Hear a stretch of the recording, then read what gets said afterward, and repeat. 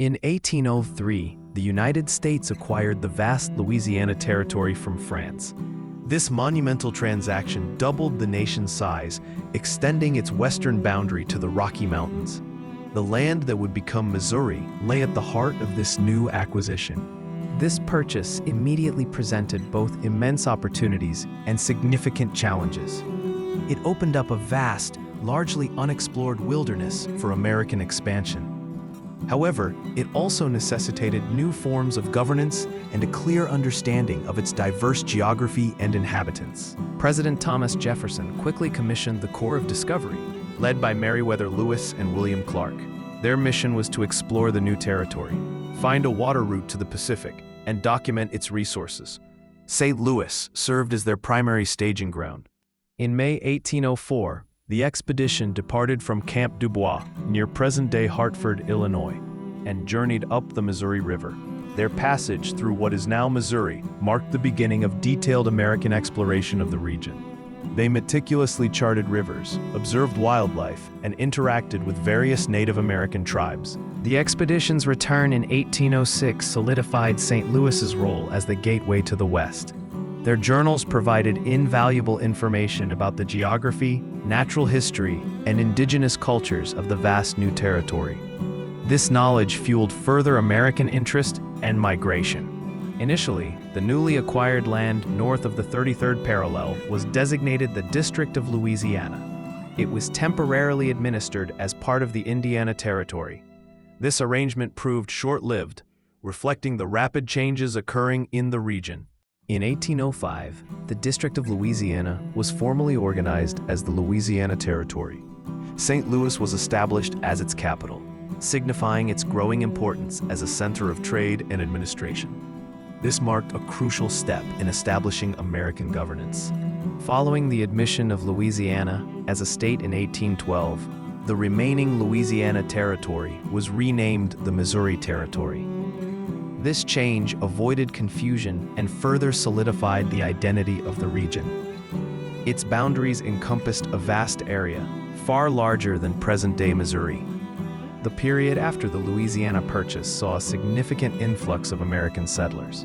Many migrated from the upland South, bringing with them agricultural practices and cultural traditions.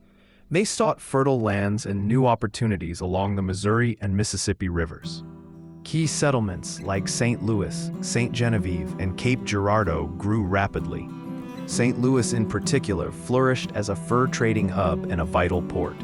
Its strategic location at the confluence of major rivers made it a natural center for commerce and westward expansion. Agriculture, primarily corn and tobacco, formed the backbone of the early economy.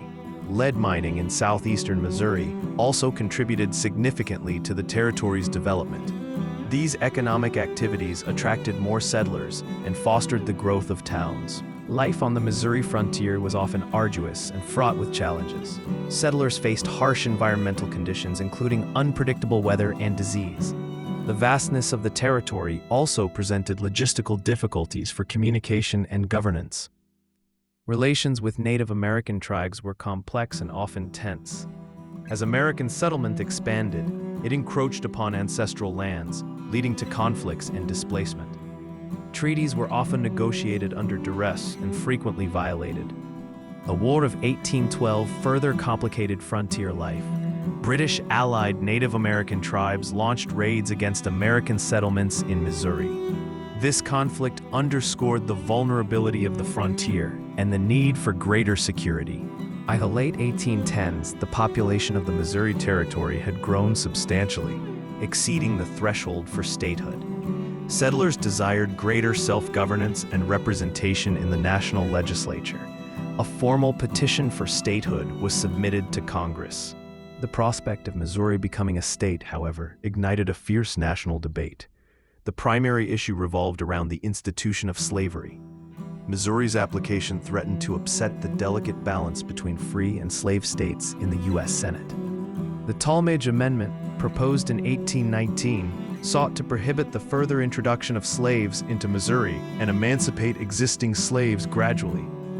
This proposal met strong opposition from southern states, who viewed it as an infringement on their rights and property.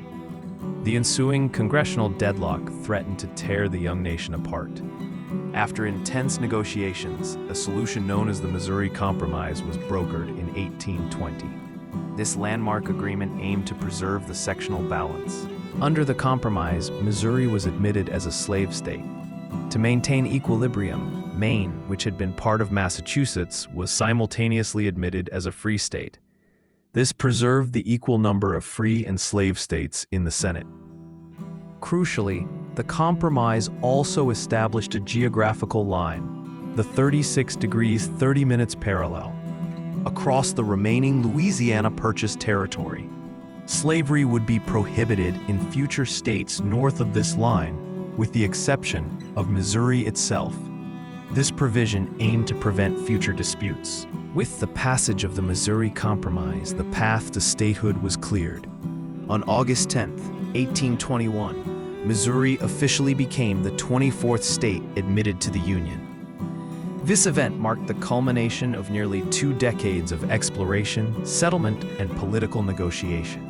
Missouri's journey from a vast, unexplored territory to a sovereign state was a microcosm of America's westward expansion. Its admission, though achieved through compromise, solidified its place as a pivotal state in the nation's development. It stood as a testament to the enduring challenges and triumphs of frontier life and national unity.